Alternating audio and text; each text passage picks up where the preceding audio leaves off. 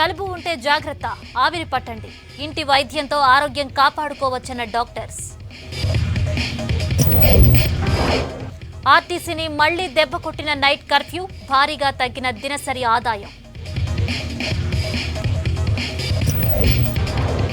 సిటీలో ఆగిన భవన నిర్మాణాలు, పనిలేక ఇబ్బంది పడుతున్న అడ్డా కూలీలు.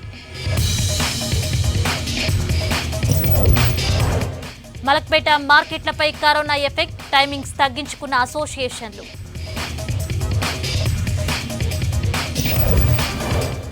ఐపీఎల్ యాప్ బెట్టింగ్ ముఠా గుట్టు రట్టు, తెలంగాణ ఆర్గనైజర్ అరెస్ట్, 30 లక్షలు సీజ్.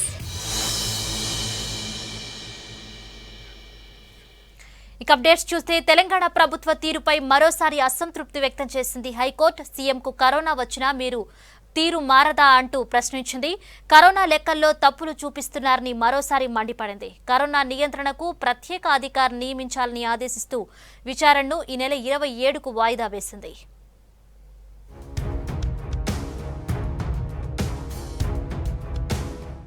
కరోనాను నిర్లక్ష్యం చేస్తే ఆరోగ్యంగా ఉన్న పహిల్వాన్ అయినా చనిపోతాడన్నారు health minister Etela Rajender. Corona లక్షణాలు కనిపిస్తే ఏ మాత్రం ఆలస్యం చేయకుండా టెస్టు చేయించుకోవాలన్నారు. కరీంనగర్ జిల్లా ప్రభుత్వ ఆసుపత్రిలో oxygen gas supply unit, RTPCR ల్యాబ్ను ప్రారంభించారు ఈటెల. గాలిలో కరోనా వైరస్ మాత్రమే ఉన్నందున ఇప్పుడొచ్చే లక్షణాలన్నీ కరోనాకు సంబంధించినవేనని గుర్తించాలన్నారు. మొత్తం దేశవ్యాప్తంగా గాలిలో ఉన్నటువంటి వైరసే కరోనా వైరస్ కాబట్టి వేరే వచ్చేటువంటి ఆస్కారం లేదు కాబట్టి 99.9% ఇవాళ కరోనా కేసుల వల్ల మనం ఎవరం కూడా లేట్ చేయకుండా, ఆలస్యం చేయకుండా వెంటనే ట్రీట్మెంట్ తీసుకోవాలని చెప్పి నేను మనవి చేస్తాను. నెగ్లెక్ట్ చేస్తే ఏ వయసు ఉన్న వాళ్ళైనా, ఆరోగ్యంగా ఉన్న ఫైల్ వాళ్ళైనా చచ్చిపోతారని మాత్రం గుర్తుపెట్టుకోండి. మంత్రి కేటీఆర్ కరోనా బారిన పడ్డారు. తనకు వైరస్ సోకినట్లు ఆయన ట్వీట్ చేశారు. స్వల్ప లక్షణాలతో తాను హోమ్ ఐసోలేషన్ లో ఉన్నానని, ఈ వారం రోజుల్లో తనను కలిసిన వారంతా టెస్టులు చేయించుకోవాలని సూచించారు. ఇప్పటికే ముఖ్యమంత్రి కేసీఆర్ ఎర్రవెల్లి ఫామ్ హౌస్ లో కరోనా చికిత్స పొందుతున్నారు. ఎంపీ సంతోష్ కూడా ఐసోలేషన్ లో ఉన్నారు. మంత్రి కేటీఆర్, ఎంపీ సంతోష్ త్వరగా కోలుకోవాలని ట్వీట్ చేశారు మినిస్టర్ హరీష్ రావు. మన రాష్ట్రంలోనూ ఆక్సిజన్ సరఫరా కోసం యుద్ధ విమానాలు వాడుతోంది కేంద్ర ప్రభుత్వం. ఒడిశా నుంచి ఆక్సిజన్ తీసుకొచ్చేందుకు ట్యాంకర్లను విమానాల్లో పంపించింది. అక్కడ ఆక్సిజన్ను ట్యాంకర్లో నింపిన తర్వాత ఇక్కడికి తీసుకొస్తారు. బేగంపేట ఎయిర్పోర్ట్ నుంచి ఒడిశా రాజధాని భువనేశ్వర్కు ఆక్సిజన్ ట్యాంకులు వెళ్లాయి. 8 ట్యాంకుల ద్వారా 14.5 మెట్రిక్ టన్నుల ఆక్సిజన్ను భువనేశ్వర్ నుంచి హైదరాబాద్కు తీసుకురానున్నాయి. ఈ ప్రక్రియను వైద్య ఆరోగ్య శాఖ మంత్రి ఈటెల రాజేందర్, సీఎస్ సోమేష్ కుమార్ దగ్గరుండి పర్యవేక్షించారు.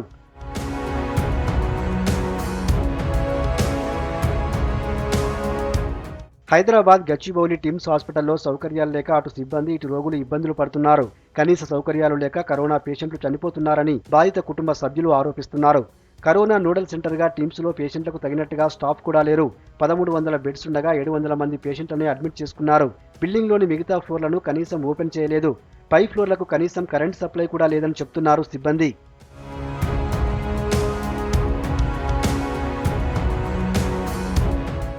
రాష్ట్ర ప్రభుత్వం తాత్కాలిక సెక్రటేరియట్ బీఆర్కే భవన్లో వారం రోజుల్లో 60 మంది ఉద్యోగులు, సిబ్బందికి కరోనా పాజిటివ్ వచ్చింది. దీంతో చాలా మంది హోమ్ ఐసోలేషన్ లో ఉంటున్నారు. సీఎస్ సోమేష్ కుమార్, వ్యవసాయ శాఖ ముఖ్య కార్యదర్శి Janardhan Reddy, endowment principal secretary Anil Kumar, BRK Bhavan special protection force chief Trinath ఇటీవలే కరోనా నుంచి కోలుకొని విధులకు హాజరవుతున్నారు.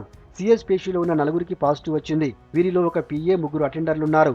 4 రోజుల్లో ఆర్థిక శాఖలో 10 మందికి కరోనా సోకింది. కరోనా కేసులు పెరుగుతుండటంతో సెక్రటేరియట్లోకి విజిటర్లను అనుమతించడం లేదు అధికారులు.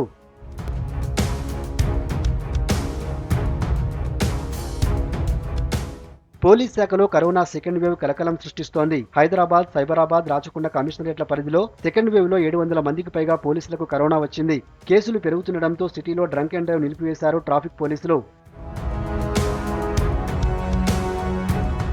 కరోనా సిమ్టమ్స్ లో ఎక్కువగా కోల్డ్ కనిపిస్తోందంటున్నారు డాక్టర్లు. అయితే కోల్డ్ ఎక్కువగా ఉన్నా భయపడాల్సిన అవసరం లేదంటున్నారు. ఆవిరి తీసుకోవడంతో పాటు హోమ్ రెమెడీస్ తీసుకుంటే సరిపోతుందంటున్నారు. ఇది కరోనా జలుబా లేకపోతే మామూలు వైరస్ జలుబా అని నిర్ధారించడం చాలా కష్టమైన పని.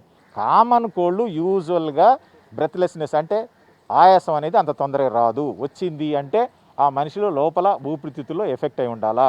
ఆ ఎఫెక్ట్ ఏంటంటే ఎలర్జీ కావచ్చు, లేకపోతే కరోనాతో వచ్చిన న్యూమోనియానా కావచ్చు. అందుకని ఇలాంటి వాళ్ళలో ఆవిరి పెట్టుకోవచ్చు.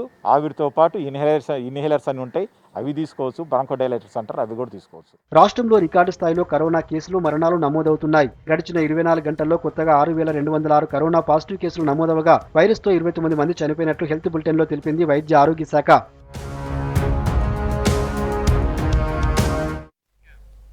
తెలంగాణ ప్రభుత్వ తీరుపై మరోసారి అసంతృప్తి వ్యక్తం చేసింది హైకోర్టు. సీఎంకు కరోనా వచ్చినా మీ తీరు మారదా అంటూ ప్రశ్నించింది. కరోనా లెక్కల్లో తప్పులు చూపిస్తున్నారని మరోసారి మండిపడింది. కరోనా నియంత్రణకు ప్రత్యేక అధికారిని నియమించాలని ఆదేశిస్తూ విచారణను ఈ నెల 27కు వాయిదా వేసింది.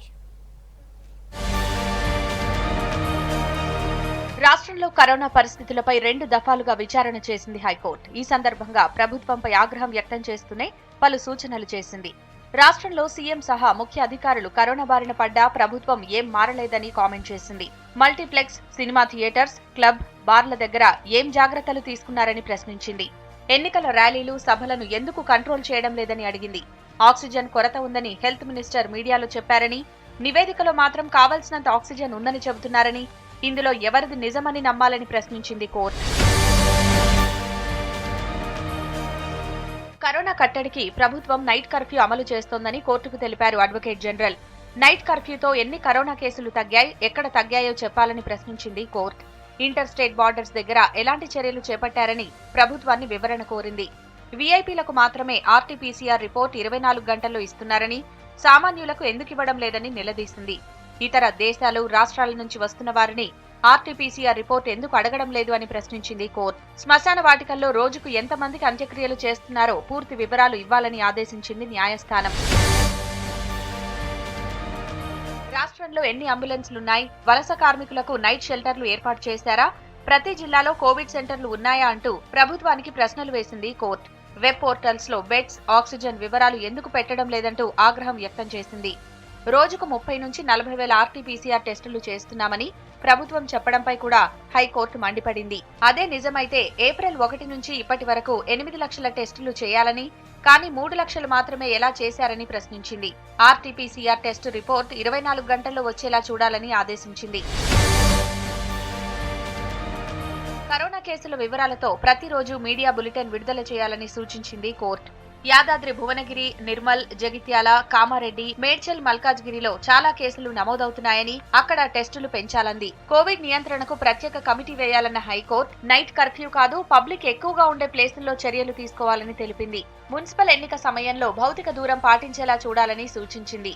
కుంభమేళాకు వెళ్లిన వారి వివరాలు నమోదు చేయాలని, కుంభమేళాకు వెళ్లి వచ్చిన వారిని ప్రత్యేక క్వారంటైన్లో ఉంచాలని సూచించింది కోర్టు. ప్రతి ప్రభుత్వ హాస్పిటల్లో నోడల్ అధికారిని నియమించాలని ఆదేశించింది. ఆక్సిజన్ కొరత ఉందని ప్రభుత్వం చెబుతోందని, అన్ని ప్రభుత్వ హాస్పిటల్స్ లో ఆక్సిజన్ అందుబాటులో ఉండేలా చూడాలని కోర్టు. రాష్ట్ర వ్యాప్తంగా కంటైన్మెంట్ జోన్లు, మైక్రో కంటైన్మెంట్ జోన్ల వివరాలు సమర్పించాలని ఆదేశించింది హైకోర్టు. హైదరాబాద్లో కరోనా కేసులు పెరుగుతున్నాయి. దీంతో మలక్పేట మార్కెట్ టైమింగ్స్ మార్చారు అధికారులు. ఉదయం నుంచి రాత్రి 12 గంటల వరకు ఉండే మార్కెట్ ఇప్పుడు సాయంత్రం వరకు మాత్రమే ఉండనుంది. ఆనియన్ మార్కెట్తో పాటు మలక్పేట కిరాణా అసోసియేషన్ కూడా బిజినెస్ అవర్స్ తగ్గించింది. ఇవాల్టి నుంచి మలక్పేట మార్కెట్లో టైమింగ్స్ అమలవుతున్నాయి. మరిన్ని వివరాలు కావ్య అందిస్తారు.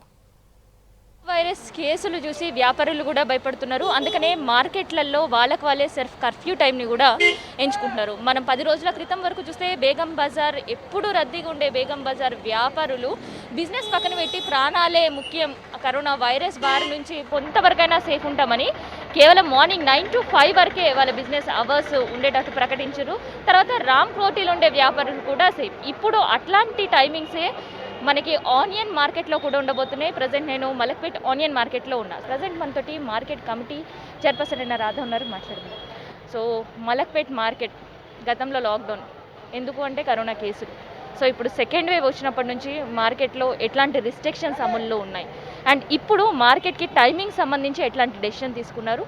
మార్కెట్ వచ్చే రైతులు మెయిన్గా ఇతర రాష్ట్రాల నుంచి, ఇతర జిల్లాల నుంచి వస్తారు కాబట్టి వాళ్ళు ఎప్పటి నుంచి ఎప్పటి వరకు మార్కెట్కి రావాల్సి ఉంటుంది. మన second wave Covid second wave ఎప్పుడైతే స్టార్ట్ అయిందో అప్పటి నుంచి కూడా పబ్లిక్ చాలా ప్రాబ్లమ్స్ ఫేస్ చేస్తున్నారు. వాళ్ళకి ఇంతకుముందు అసింటమెటిక్, ఇప్పుడు అప్పుడైతే టెస్టులు అవన్నీ చేసినా కానీ తెలిసిపోయింది. ఇప్పుడు అసింటమెటిక్ సిమ్టమ్స్ ఉన్నాయి.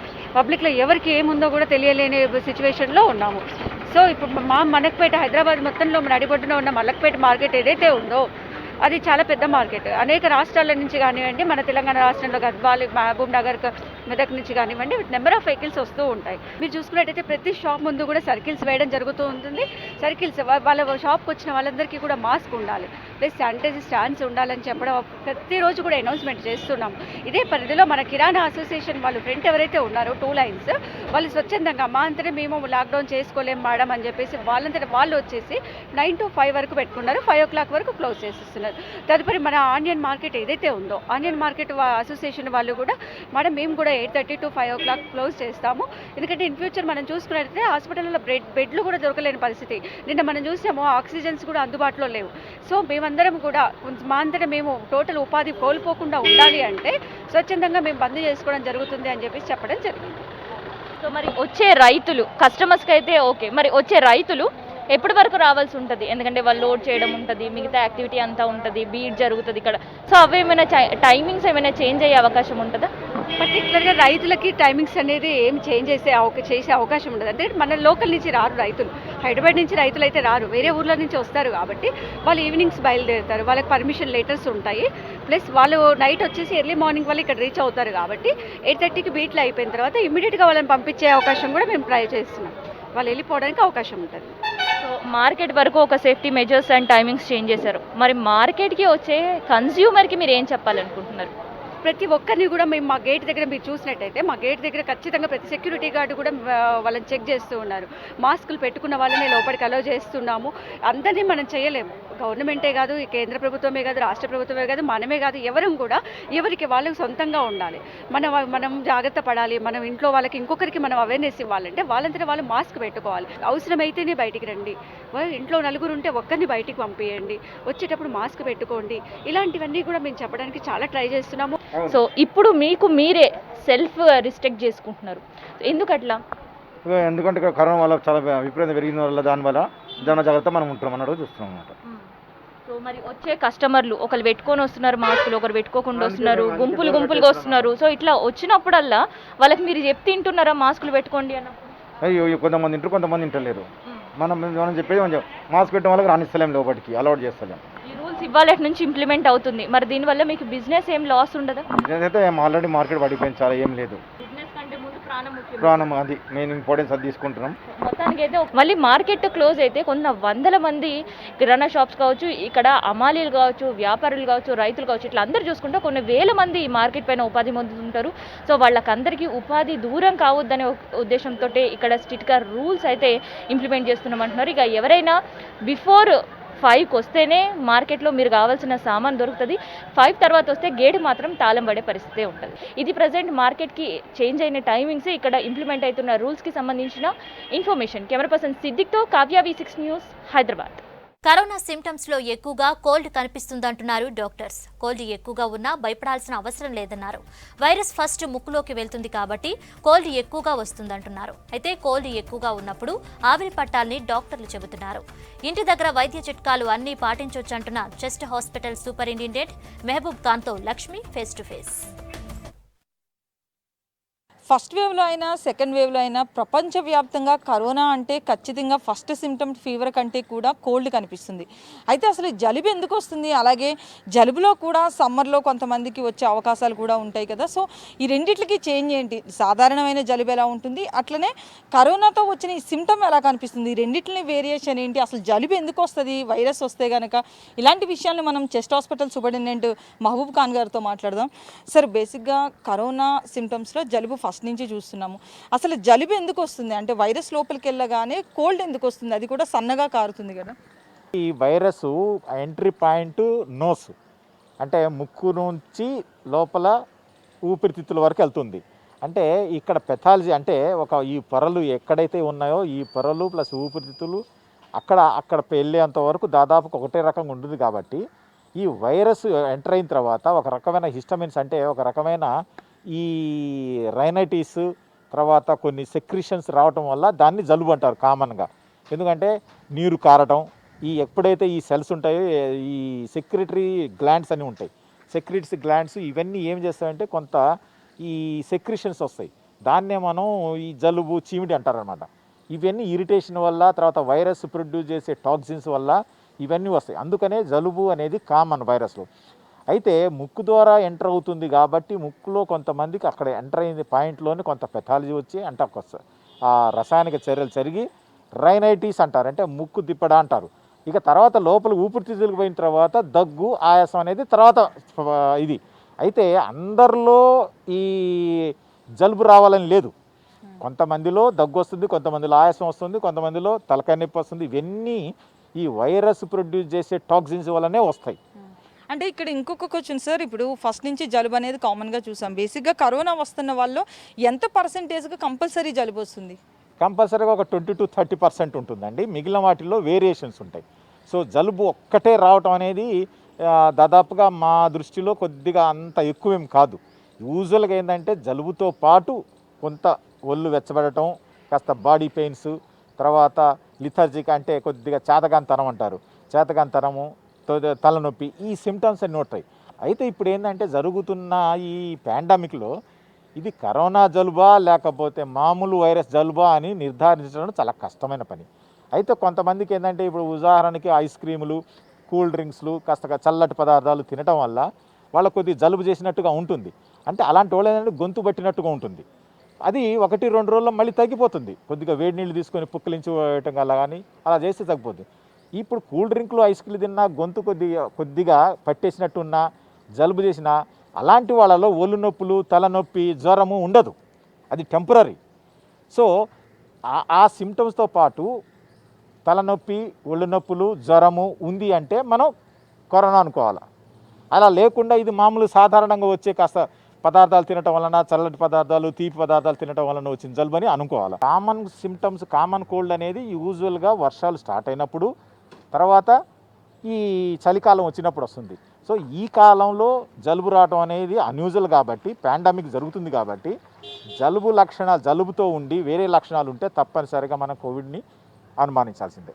అలాగే బేసిక్గా ఏ వైరస్ బాడీలోకి ఎంటర్ అయినా కూడా కోల్డ్ వస్తుందా? కానీ కరోనా వైరస్ వస్తేనే కోల్డ్ వస్తుందా? అట్లా ఎలా ఉంటుంది అంటారు? లేదు, అన్ని వైరస్లు కామన్ కోల్డ్ అదే అంటే వాళ్ళు జలుబు రావటం, అన్ని వైరస్లు రావటం అనేది లేదండి. కొన్ని వైరస్లు ఉంటాయి. కొన్ని వైరస్లు ఏంటంటే కాస్త ఒళ్ళు వెచ్చగొండటం, జ్వరం రావటం, తర్వాత తల నొప్పి రావటం, అంతటితో ఆగిపోతాయి. అన్ని వైరస్లు కోల్డ్ రావాలని లేదు. కొన్ని వైరస్లు ఉంటాయి, అవే రిస్క్లు ఉంటాయి. అవి ప్రస్తుతానికి ఏంటంటే అవి పక్కన ఉన్నా కానీ ఇప్పుడు ఉన్న వాటికి కరోనాను మనం అనుమానించాల్సిందే. అలాగే కోల్డ్ వచ్చినా కూడా ఫస్ట్ జస్ట్ లైట్గా వాటర్ లెక్క కారుతుంది, కానీ చాలామంది ఏంటంటే తర్వాత బ్లాక్ అవుతుంది నోస్ అని, కొంత ఆయాసం వస్తుందని కొన్ని కంప్లైంట్స్ వస్తున్నాయి. అంటే జలుబు వచ్చిన తర్వాత వెంటనే ఆయాసం అనేది రాదండి. ఒకవేళ జలుబుతో పాటు ఆయాసం వచ్చి కాస్త సడన్గా ఇంక్రీజ్ అయిందంటే వాళ్ళల్లో ఇంతకుముందు ఆస్తమాకు సంబంధించింది కానీ, సిఓపిడికి సంబంధించింది కానీ ఏదైనా ఉండాలి. తర్వాత అతను స్మోకర్ అయినా ఉండాలి. సో జలుబుతో స్టార్ట్ అయ్యి సడన్గా వచ్చిందంటే ఆ లోపల ఏదన్నా వేరే రకాల జబ్బులు ఉండాలా. ఈ కరోనాలో ఏంటంటే కొంత టైం తీసుకుంటుంది. అయితే ఈ సెకండ్ వేవ్లో ఏంటంటే అంత టైం కూడా తీసుకోవట్లేదు, ప్రస్తుతానికి ఫాస్ట్గా అవుతున్నాయి. సో ఎట్లా టర్న్ అవుతుంది ఏంటి, ఈ క్యారెక్టర్తో మనం కరోనా ఉంది అనటం కానీ, ఈ క్యారెక్టర్తో కరోనా లేదని చెప్పడం కానీ అది చెప్పలేకపోతున్నాం. అలాగే సార్, బేసిక్గా మనం సహజంగా చూసేది ఏంటంటే డాక్టర్స్ కూడా జలుబుకు మెడిసిన్ ఏం వాడక్కర్లేదు, అది కొన్ని రోజుల్లో తగ్గిపోతుంది, దానికి మెడిసిన్ వాడడం ఎందుకు అంటారు. మరి కరోనా జలుబుకి మెడిసిన్ వాడాలంటారా? అవును, తప్పనిసరిగా కరోనా జలుబుకి ఏదైనా కానీ మామూలుగా ఈ 1-2 రోజుల్లోనే తగ్గిపోతుంది. మీరు చెప్పి మామూలుగా జలుబు అనేది దానికి పెద్దగా మెడిసిన్స్ వాడాల్సిన పని లేదు.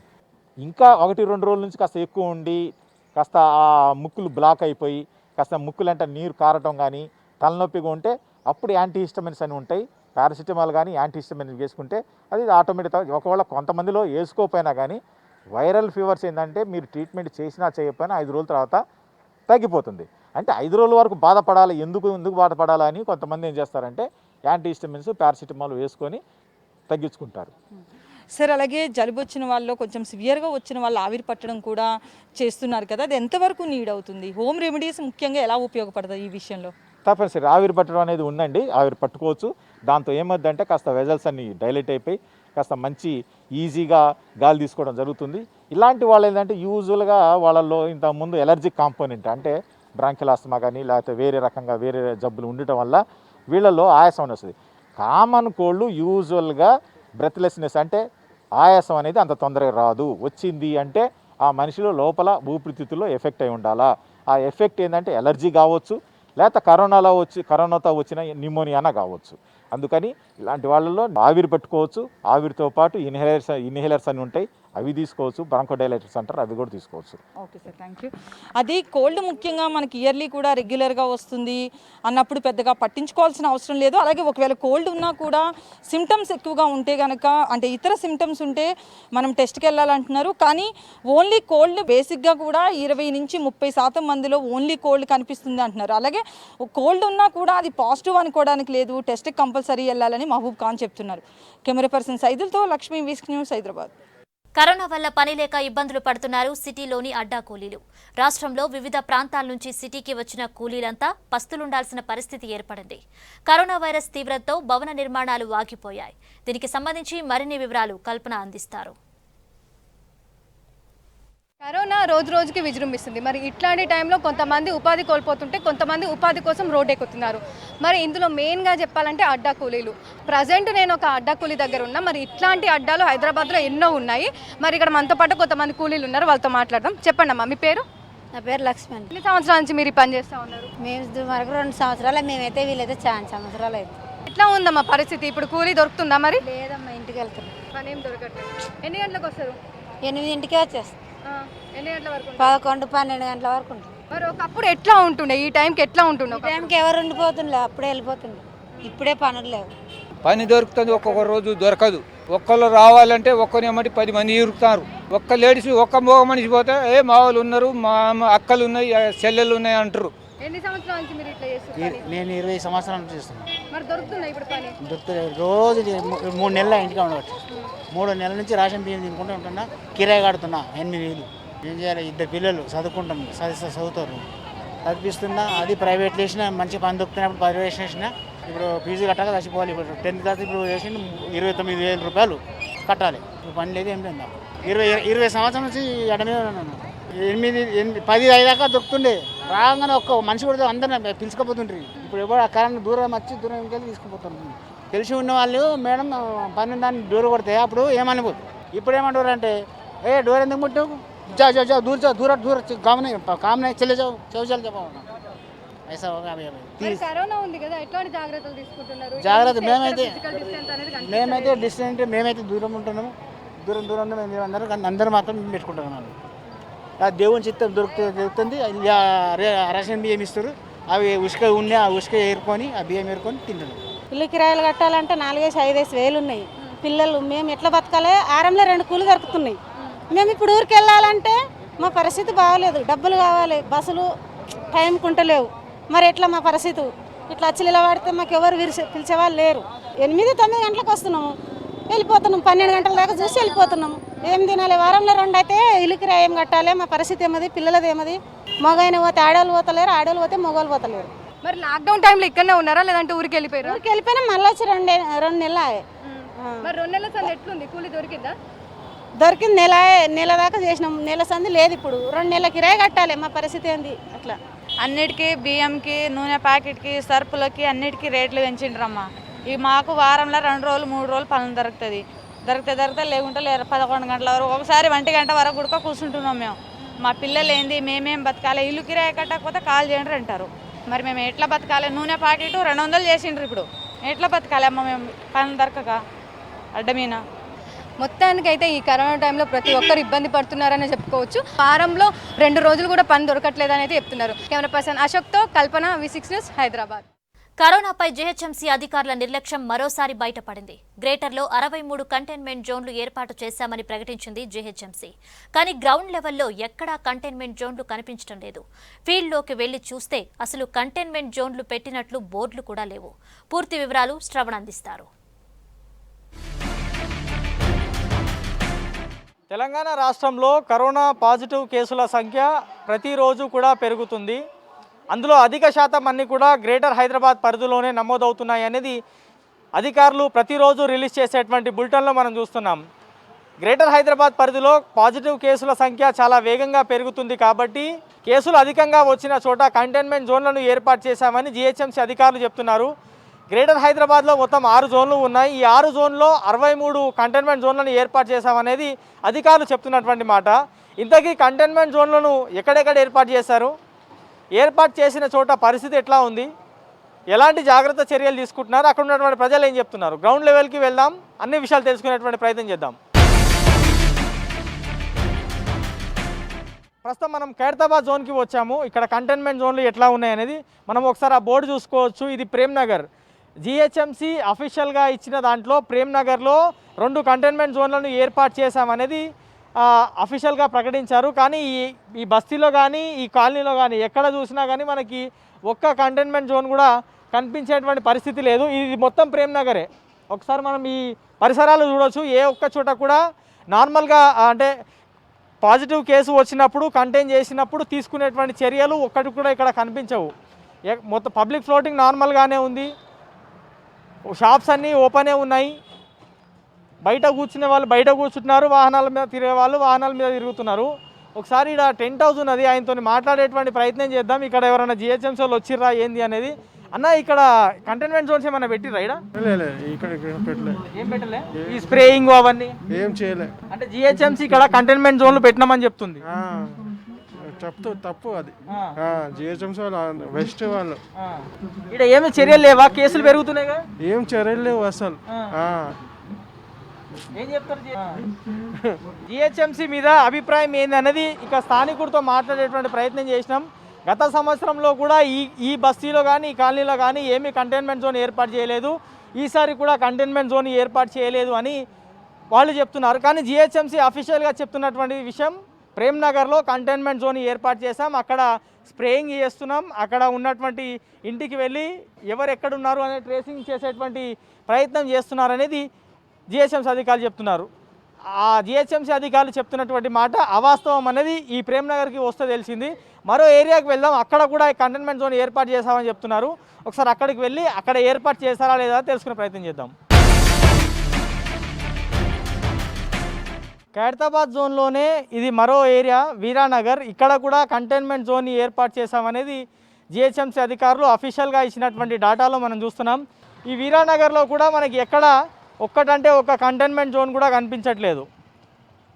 ఇక్కడ కేసులు అధికంగా వస్తున్నాయి, ఈ ఏరియాని కంటైన్ చేస్తున్నామని చెప్తున్నటువంటి మాట అధికారులు. కంటైన్ అంటేనే ఆ ఏరియాకి మాత్రమే లేదంటే ఆ ఇంటికి మాత్రమే పరిమితం చేయాల్సినటువంటి అంశం ఆ కంటైన్మెంట్ జోన్ అంటేనే. కేసులు అధికంగా వచ్చినప్పుడు ఈ వీరానగర్లో గత సంవత్సరం 1 లేదా 2 కంటైన్మెంట్ జోన్లను ఏర్పాటు చేశారు. ఇప్పుడు ఒక్క కంటైన్మెంట్ జోన్ కూడా మనకి వీరానగర్లో కనిపించదు. ఒకసారి స్థానికులతో మాట్లాడదాము. ఇక్కడ क्या भाई, इधर जीएचएमसी वाले कब आए? कंटेनमेंट जोन लगाए बोल के बोल रहे इधर। कुछ भी नहीं करे भैया, कुछ भी नहीं करे, पूरा ऐसे पड़े हुआ एकदम।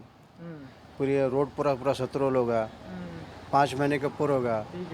ఇది ఈ ఏరియాలో ఉన్నటువంటి పరిస్థితి. జిహెచ్ఎంసీ అధికారులు ఎవరు రారు. అఫీషియల్గా ఇచ్చినటువంటి డాటాలో క్లియర్గా వీరానగర్లో కంటైన్మెంట్ జోన్ ఏర్పాటు చేశామని చెప్పారు. కానీ ఈ వీరానగర్లో కూడా మనకి కంటైన్మెంట్ జోన్ కనిపించట్లేదు. ఇది ఖైరతాబాద్ జోన్లో ఉన్నటువంటి పరిస్థితి. మరో జోన్కి వెళ్దాం, చార్మినార్ జోన్. అక్కడ కూడా దాదాపుగా 12 కంటైన్మెంట్ జోన్లను ఏర్పాటు చేశామనేది జిహెచ్ఎంసీ అధికారులు అఫీషియల్గా ఇచ్చినటువంటి ఇన్ఫర్మేషన్. ఒకసారి ఆ ఏరియాకి వెళ్దాం, అక్కడ ఏమైనా కంటైన్మెంట్ జోన్లు ఉన్నాయా, కరోనా కట్టడి కోసం జిహెచ్ఎంసీ ఇప్పటివరకు ఏం చేసింది, ఎలాంటి జాగ్రత్త చర్యలు చేపట్టింది అనేది. ఇప్పటివరకు మనం ఖైరతాబాద్ జోన్లో కంటైన్మెంట్ జోన్లు ఉన్నాయనేది తెలుసుకునేటువంటి ప్రయత్నం చేసాం. ఇప్పుడు చార్మినార్ జోన్ అనేది చాలా పెద్దది. ఈ చార్మినార్ జోన్లో ఫలక్నుమా, చంద్రాయణగుట్ట, సంతోష్ నగర్, మలక్పేట్, అత్తాపూర్, రాజేంద్ర నగర్ ఈ మేజర్ ఏరియాలు వస్తాయి. ఈ అన్ని ఏరియాల్లో కూడా పబ్లిక్ ఫ్లోటింగ్ చాలా అధికంగా ఉంటుంది. ముస్లిం కమ్యూనిటీ వాళ్ళకి సంబంధించిన వాళ్ళు చాలా అధికంగా ఉంటారు. ఎందుకంటే ప్రస్తుతం రంజాన్ మాసం నడుస్తుంది. ముస్లింలు చాలామంది కూడా బయటికి వస్తుంటారు, నమాజ్కి వెళ్తుంటారు. దానిపై కేసులు పెరుగుతున్నాయి. దీంతో అక్కడ కూడా ఆంక్షలు పెట్టాము, కంటైన్మెంట్ జోన్లను ఏర్పాటు చేశామనేది జిహెచ్ఎంసీ అధికారులు చెప్తున్నారు. ప్రస్తుతం నేను ఉన్నది ఖాజానగర్. ఇది రాజేంద్ర నగర్ సర్కిల్ కిందకి వస్తుంది. ఈ ఖాజాగూడలో కూడా మనకి ఎక్కడ కంటైన్మెంట్ జోన్ అనేది కనిపించట్లేదు. మనం ఇది చూడొచ్చు. ఈ గల్లీలో అయినా సరే చిన్న చిన్న పిల్లలు బయటికి వస్తున్నారు మాస్కులు లేకుండా. ఈ గల్లీ చూడొచ్చు, ఎక్కడ కంటైన్మెంట్ జోన్ మనకు కనిపించినటువంటి పరిస్థితి. స్థానిక కార్పొరేటర్ ఉన్నారు, మాట్లాడదాము. కంటైన్మెంట్ జోన్స్ ఇక్కడ కనిపించట్లేదు. మరి అధికారులు అయితే కంటైన్మెంట్ జోన్ ఏర్పాటు చేస్తామని చెప్తున్నారు. ఏంటండి కంటైన్మెంట్ జోన్లు ఏర్పాటు చేస్తామని జిహెచ్ఎంసీ అధికారులు చెప్తున్నారు, మాకైతే కనిపించట్లేదు. మీకు ఏమైనా కనిపిస్తున్నాయా?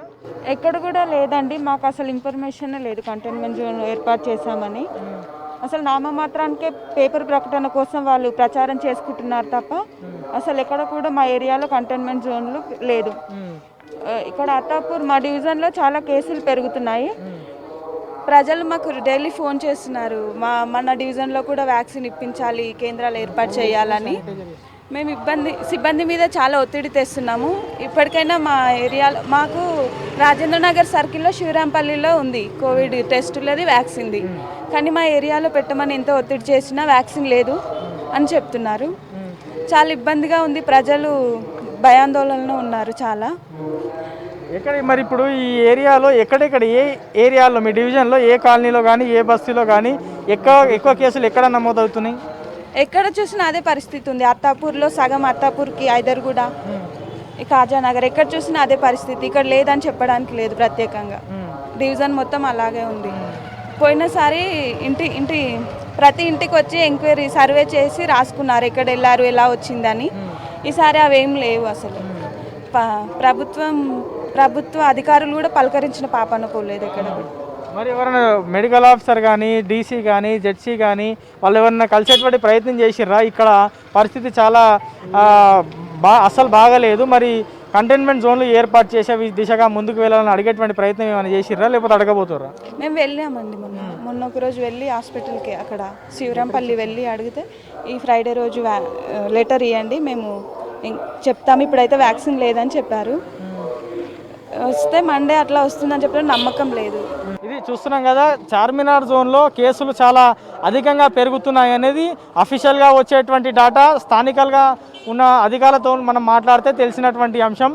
ఈ ఖాజాగూడలో కార్పొరేటర్ కూడా చెప్తున్నటువంటి మాట, మాకు కూడా కంటైన్మెంట్ జోన్ ఎక్కడా కూడా కనిపించట్లేదు, కేవలం పేపర్కి మాత్రమే ఆ కంటైన్మెంట్ జోన్ పరిమితమైందని చెప్తున్నారు. ఇక మీదటైనా సరే గ్రౌండ్ లెవెల్లో కంటైన్మెంట్ జోన్లు ఏర్పాటు చేయాలి. కేసులు అధికంగా వచ్చినటువంటి ఏరియాలలో అక్కడ శానిటైజేషన్ చేయాలి. దాని తర్వాత అక్కడ సర్వే కూడా చేస్తే ఎవరికి పాజిటివ్ వచ్చింది, ఎవరికి నెగటివ్ వచ్చింది, ఎక్కడి నుంచి వాళ్ళకి పాజిటివ్ వచ్చింది అనేటువంటి వివరాలు తెలిసేటువంటి అవకాశం ఉంది. దాని తర్వాత కోవిడ్ కేసులు కూడా ఈ ఏరియాలో తగ్గేటువంటి అవకాశం ఉన్నట్టుగా కూడా స్థానిక కార్పొరేటర్ చెప్తున్నారు. మరో డివిజన్కి వెళ్దాం, అక్కడ ఉన్నటువంటి పరిస్థితి ఏంది, అక్కడ కంటైన్మెంట్ జోన్లు ఉన్నాయా లేదంటే ఇక్కడ ఉన్నటువంటి పరిస్థితి అక్కడ ఉందా అని తెలుసుకునే ప్రయత్నం చేద్దాం.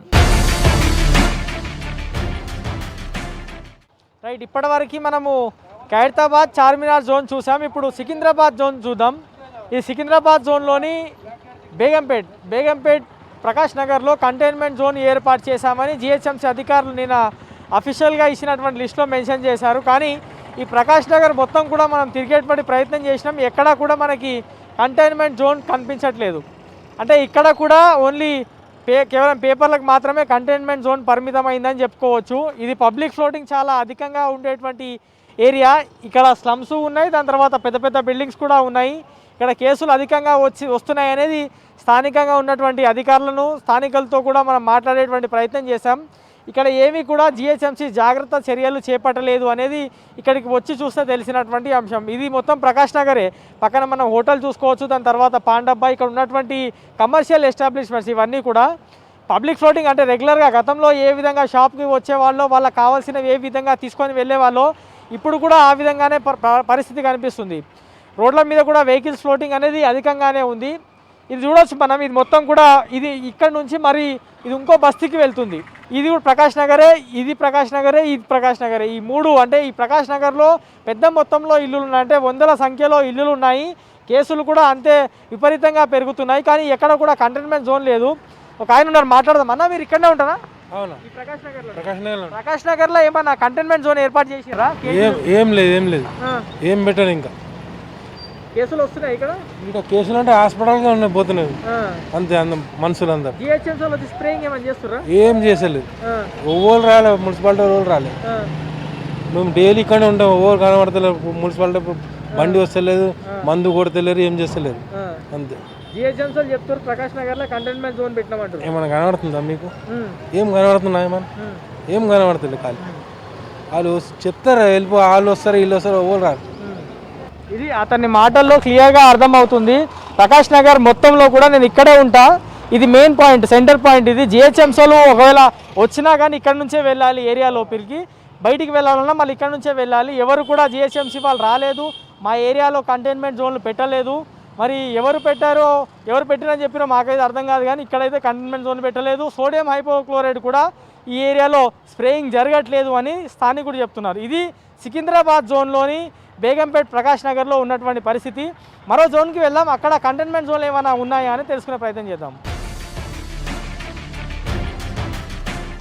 ఇప్పటి వరకు మనము 3 జోన్లు చూసాం, ఖైరతాబాద్, చార్మినార్, దాని తర్వాత సికింద్రాబాద్. ఇప్పుడు కూకట్పల్లి జోన్కి వచ్చాం. కూకట్పల్లి జోన్లోని ఆంజనేయ నగర్లో కంటైన్మెంట్ జోన్లను ఏర్పాటు చేశామని చెప్తున్నారు. ఇది మనం బోర్డు చూడవచ్చు, ఇది ఆంజనేయ నగర్, మూసాపేట్ కూకట్పల్లిలో ఉన్నటువంటి ఆంజనేయ నగర్. ఈ ఏరియాలో కూడా మనకి ఎక్కడా కూడా కంటైన్మెంట్ జోన్ కనిపించట్లేదు. ఈ ఏరియాలో అంటే స్లమ్స్ తక్కువ కానీ అపార్ట్మెంట్లు చాలా అధికంగా ఉన్నాయి, ఫ్లాట్స్ చాలా అధికంగా ఉన్నాయి, ఇండివిజువల్ హౌస్ కూడా అంటే పెద్ద పెద్ద ఇండివిజువల్ హౌసే ఉన్నాయి.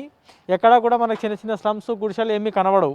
ఈ ఏరియాలో కంటైన్మెంట్ జోన్లు ఏర్పాటు చేశామని చెప్తున్నారు, మరి ఎక్కడా కూడా మనకి కనిపించట్లేదు. కూకట్పల్లి జోన్లో కూడా ఎక్కడ కూడా మనకి కంటైన్మెంట్ జోన్స్ అనేటివి కనిపించట్లేదు. ఆ కంటైన్మెంట్ జోన్స్ అన్నీ కూడా పేపర్కే పరిమితం అయ్యాయి అన్నది ఈ జోన్ చూస్తే కూడా మనకి అర్థమవుతుంది. మరో జోన్ వెళ్దాం, పక్కనే షేర్లింగంపల్లి జోన్ ఉంది, అక్కడికి వెళ్ళి అక్కడేమైనా కంటైన్మెంట్ జోన్లు ఉన్నాయా అని తెలుసుకునేటువంటి ప్రయత్నం చేద్దాం.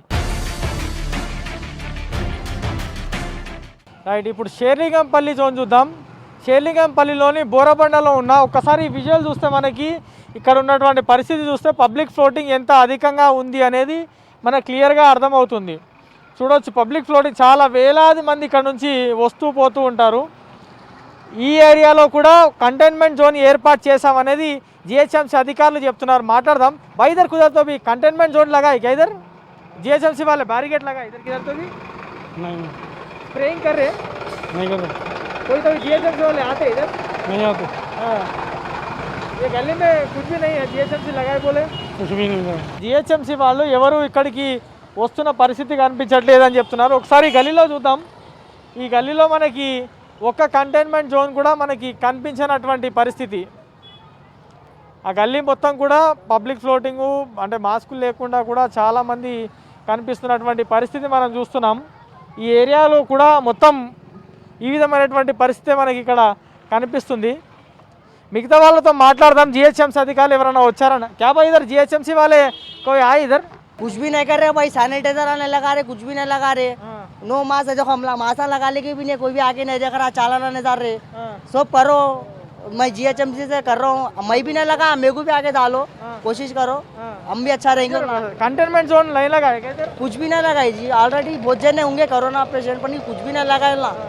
जीएचएमसी वालों से लगाओ, सब करो, अच्छा करो. नहीं करे तो फिर आप कुछ नुकसान देख रहे ना, क्या कर रहे ना, कुछ भी नहीं कर रहे. इधर इतना सारा पब्लिक घूमते रह रहा, आप काहे को मास्क नहीं लगाए फिर? मैं अब भी आया जी, मेडिकल को जाएंगे बोल के आया, मैं मास्क ले लेंगे बोल के आया यहाँ पर. पैसे ले लेके आया, तो ले लेके चल जाओ. ఇది చూస్తున్నాం కదా. నేను కూడా మాస్క్ పెట్టుకోలే, నాకు కూడా ఫైన్ వేయవచ్చు, కానీ ఇప్పటివరకు జిహెచ్ఎంసీ అధికారులను ఒక్కరిని కూడా మేము ఇక్కడ చూడలేదు. కరోనా కేసులు అయితే చాలా విపరీతంగా ఇక్కడ పరిసరాల్లో ఉన్నాయి అనేటువంటి మాట నాకు తెలుసు అని ఆ స్థానికుడు చెప్తున్నారు. కానీ ఒక్క చోట కూడా మనకి కంటైన్మెంట్ జోన్ కనిపించట్లేదు, ఇక్కడ స్ప్రేయింగ్ కూడా చేయట్లేదు అనే మాట స్థానికులు క్లియర్గా చెప్తున్నారు. ఇది షేర్లింగంపల్లి జోన్లో ఉన్నటువంటి పరిస్థితి. ఇక్కడ కూడా కేవలం పేపర్లకు మాత్రమే కంటైన్మెంట్ జోన్ పరిమితమైందని చెప్పుకోవచ్చు. చూశారు కదా గ్రౌండ్ లెవెల్లో ఉన్నటువంటి పరిస్థితి. పేపర్ పైన కంటైన్మెంట్ జోన్స్ ఏవైతే జిహెచ్ఎంసీ ప్రకటించిందో అది ఎంతవరకు వాస్తవం అన్నది గ్రౌండ్ లెవెల్కి వెళ్ళి చూసేటువంటి ప్రయత్నం చేశాం. 6 జోనల్ కమిషనర్లకు కూడా తెలియదు ఎక్కడ కంటైన్మెంట్ జోన్లు ఉన్నాయి అనేది, కానీ పేపర్ మీద మాత్రం 63 కంటైన్మెంట్ జోన్స్ ఉన్నాయి అనేది జిహెచ్ఎంసీ అఫీషియల్గా ప్రకటించింది. ఎందుకు అంటే జిహెచ్ఎంసీ పైన హైకోర్టు చాలా సీరియస్గా రియాక్ట్ అయింది, కరోనా కట్టడికి జిహెచ్ఎంసీ ఏం చేస్తుంది అని. దీంతో జిహెచ్ఎంసీ తప్పనిసరి పరిస్థితిలో ఈ కంటైన్మెంట్ జోన్స్ తెర మీదకి తీసుకురావాల్సినటువంటి పరిస్థితి ఏర్పడింది. ఏ ఏరియాలో ఎన్ని కేసులు ఉన్నాయనేది ప్రజలకి తెలీదు, జిహెచ్ఎంసీ అధికారులకు తెలీదు. ఇక మీదటైనా సరే ఆ ట్రేసింగ్ అనేది మొదలుపెట్టాలి. ఆ కంటైన్మెంట్ జోన్స్ ఏర్పాటు చేసి ఆ ఏరియాలో కరోనా కట్టడికి పూర్తి స్థాయి జాగ్రత్తలు తీసుకోవాలి. అప్పుడే ఆ కరోనా చైన్ లింక్ని కట్ చేసేటువంటి అవకాశం ఉంటుంది అనేది హైదరాబాద్ నగరవాసులు, గ్రౌండ్ లెవెల్లో పనిచేస్తున్నటువంటి జిహెచ్ఎంసీ వర్కర్లు చెప్తున్నారు. ఇది ఫేక్ కంటైన్మెంట్ జోన్స్పై పూర్తి అప్డేట్. వీడియో వినోద్తో Shravan, V6 news, Hyderabad. Bulletin updates. Keep watching V6 News.